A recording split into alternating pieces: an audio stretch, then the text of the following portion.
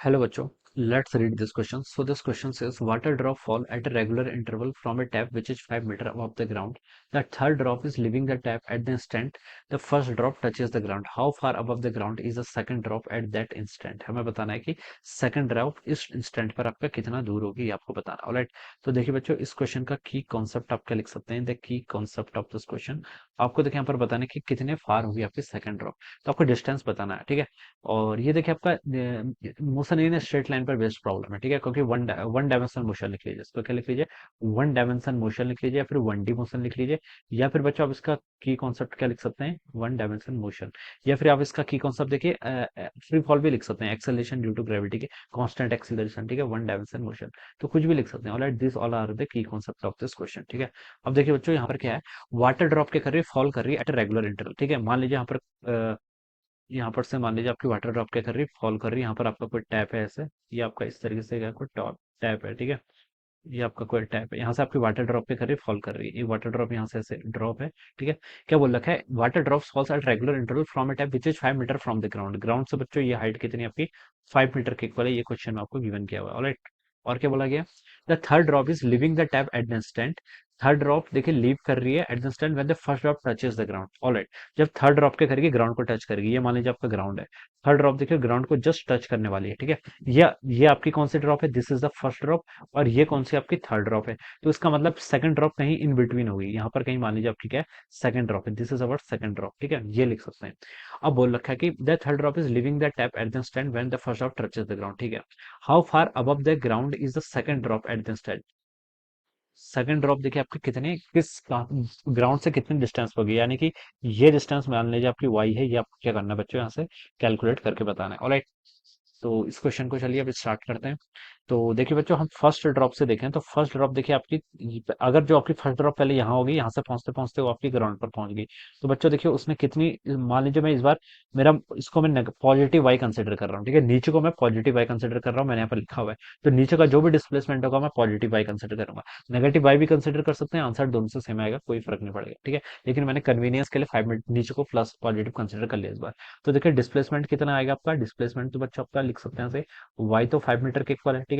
Acceleration आपका जी का है, जिसकी वैल्यू आपको क्वेश्चन में बोल रखा है 10 लेने के लिए बोल रखा है, तो एक्सेलरेशन भी आपको पता चल गया। ऑलराइट, इनिशियल वेलोसिटी बच्चों आपको पता है 0 के, तो आप टाइम निकाल सकते हैं कि ड्रॉप आने में नीचे कितना टाइम लगा।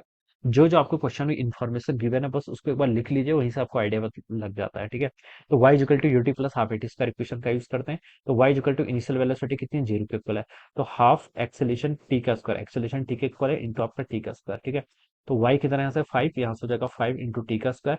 तो इसका मतलब बच्चा आपका टाइम कितना आ गया 1 सेकंड। तो आपको एक चीज पता चल गई कि इस ड्रॉप को नीचे आने में कितना टाइम लगेगा, आपका 1 सेकंड का टाइम लगेगा। कितना लगेगा आपको 1 सेकंड। यानी कि कोई भी ड्रॉप अगर आपके टैप से यहाँ आ रही है, क्योंकि देखिए ड्रॉप अगर निकलेगी तो उसकी इनिशियल वेलोसिटी क्या होगी 0 के इक्वल, क्योंकि वो क्या है, टैप तो आपका रेस्ट पर ही है ना।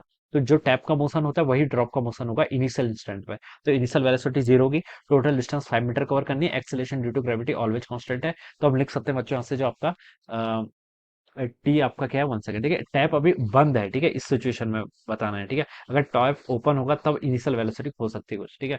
लेकिन हमें यहाँ पर इस क्वेश्चन को करने के लिए अजम्पशन लेना पड़ेगा। तो 1 सेकंड का क्या लग रहा है, इसको टाइम लग रहा है। तो देखिए बच्चों ये वाली जो पहली ड्रॉप थी, मान लीजिए जो आपकी पहली ड्रॉप होगी, उसको नीचे आने में कितना टाइम लग गया, आपका 1 सेकंड लग गया, ठीक है। उतनी ही देर में आपकी देखिए एक ड्रॉप यहाँ पर, एक ड्रॉप यहाँ पर, ये थर्ड ड्रॉप आपकी रेडी है ऑलमोस्ट नीचे आने के लिए। ऑलराइट, तो यहाँ से देखिए बच्चों आप क्या बता सकते हैं कि 1 सेकंड के अंदर आपकी देखिए थर्ड ड्रॉप ऑलमोस्ट निकलने का। तो देखिए आप ये बता सकते हैं ना, देखिए ऐसे ही पता चल रहा है हमें, यहाँ से यहाँ तक आने में देखिए टोटल ड्रॉप को यहाँ से यहाँ तक आने में कितना टाइम लगा है, ये टोटल टाइम बच्चा आपका 1 सेकंड के इक्वल है। कितना आपका 1 सेकंड के इक्वल। तो हमें क्वेश्चन में देखिए ये एक अजम्पशन लेना पड़ेगा कि ड्रॉप आपकी इक्वल इंटरवल ऑफ टाइम पे निकल रही है, ठीक है। तो हम बता सकते हैं ये आपका 0.5 सेकंड होगा यहाँ से यहाँ तक का टाइम, और यहाँ से यहाँ तक का टाइम कितना होगा आपका 0.5 सेकंड, ठीक है। ये क्वेश्चन में मेंशन होना चाहिए, लेकिन हमें यहाँ पर अजम्पशन लेना, क्वेश्चन कुछ मेंशन नहीं है, तो ये हमें लिखा गया क्वेश्चन है already, water drops fall eight regular interval of time. तो रेगुलर इंटरवल क्वेश्चन बोला गया, ठीक है। तो हम बता सकते हैं 0.5 सेकंड तक यहाँ पर पहुंचेगा और 0.5 सेकंड पर ये पहुंचेगा, क्योंकि टोटल टाइम कितना लग रहा है 1 सेकंड। तो बच्चों आपको ये पता चल गया जो सेकंड ड्रॉप है, ठीक है, वो आपकी देखिए कितने कितना टाइम उसने कितना टाइम लग गया उसको 0.5 सेकंड पे यहाँ पर पहुंच गया, ठीक है। अब देखिए बच्चों, अब हम सेकंड ड्रॉप की बात कर रहे हैं, यहाँ पर मैं लिख लेता हूँ सेकंड ड्रॉप। सेकंड ड्रॉप का मोशन क्या कर लेते हैं, जज कर लेते हैं। तो देखिए बच्चों क्या बता सकते हैं, देखिए इनिशियल वेलोसिटी कितनी थी उसकी, 0 के इक्वल थी। एक्सेलरेशन आपका 10 मीटर पर सेकंड स्क्वायर के इक्वल है, ऑलराइट। और आपको क्या और एक्सेलरेशन पता चल गया, टाइम कितना लिया उसने 0.5 यानी कि 1/2 सेकंड। अब आपको उसका डिस्प्लेसमेंट बताना है, तो y equal to u t plus half t square equation लगा लीजिए। यूटी हाफ एक्सेलरेशन बच्चों कितना है 10 के इक्वल, टी स्क्वायर टी देखिए कितना आपका 1/2 का 1/4 हो जाएगा। तो यहाँ से देखिए बच्चों आप इसका ऐसे लिख लीजिए, ये हो जाएगा आपका 10/8 के इक्वल हो जाएगा। कितना हो जाएगा 10/8, 10/8 कितना होता है आपका 1.25 के इक्वल। तो y एक्सिस का लॉन्ग कितना डिस्प्लेसमेंट कर लिया इसने 1.25 मीटर। तो ड्रॉप टू ने देखे यहाँ से एक इतने टाइम के अंदर 0.5 सेकंड के अंदर 1.25 मीटर क्या कर ली, कवर कर लिया, ठीक है। तो ये ऊपर से तो आपका 1.25 मीटर है, ये मान लीजिए आपका ओरिजिन है, यहाँ पर से हम ओरिजिन एज्यूम कर रहे हैं, ठीक है। अब हमसे पूछा कि ग्राउंड से कितना अबव है, तो टोटल ग्राउंड से कितना है 5 मीटर। तो 5 माइनस 1.25 इसको आप कैलकुलेट कर लीजिए, 5 में से 1.25 कर लेंगे तो कितना आएगा आपका 3.75 मीटर आएगा, ठीक है। तो ये आपका राइट आंसर हो जाएगा। तो आपने यहाँ पर कितना बता दिया, आपको डिस्प्लेसमेंट बताना था ना from the height above the ground. तो एच को यहाँ से क्या लिख सकता हूँ मैं आपका 5 माइनस 1.25 कर लीजिए, जिसकी वैल्यू आपकी हो जाएगी 3.75 मीटर के equal. And this should be the answer of this question. ये क्या होगा इस क्वेश्चन का आंसर। तो कौन सा ऑप्शन मैच कर गया, C option. So we can say that C option will be the right answer of this question. So I hope you all understood this concept. All the best and thank you so much.